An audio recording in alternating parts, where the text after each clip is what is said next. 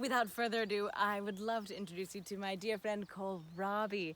Kohlrabi is this wild German word that means turnip cabbage, and it indeed is kind of a cabbagey turnip in that it's the same genus species as cabbage, Brassica oleracea, so it shares a wild ancestor with Brussels sprouts and broccoli and all kinds of marvelous things.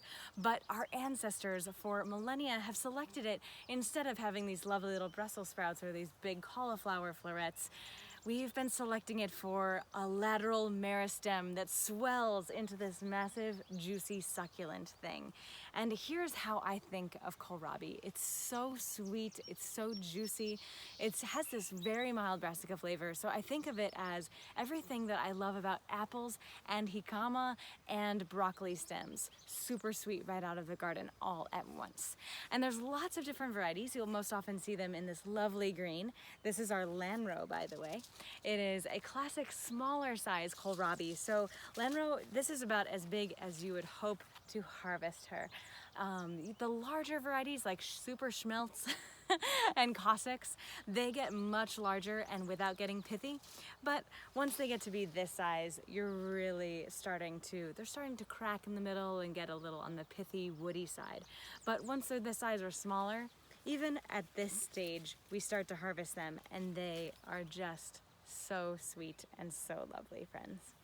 So another thing to keep in mind about kohlrabi, it is eminently edible, I have mentioned, but I haven't told you exactly how. And I love just simply to eat it raw. I love to chop it up into sticks and eat it, whether it's just with salt and lemon squeezed on top or dipped in hummus, but I also love it grated in slaws. I love it in soups and stews, roasted, it's a dream. And I love it in cream-based soups, lots of different ways to enjoy kohlrabi, friends.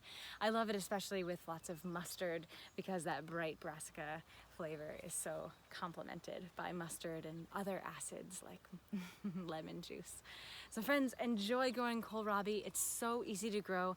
We often direct seed it, as you can also transplant it. It's not nearly as picky as other root vegetables because even though it looks like a root vegetable, it in fact is not a root vegetable. And spring and fall are the classic seasons here in Zone 5 to be enjoying it and growing it. But you can see this one we planted in spring. It is now July, and look at this marvelous creature. You can enjoy kohlrabi in a wide window throughout the seasons, friends, and I hope that you do.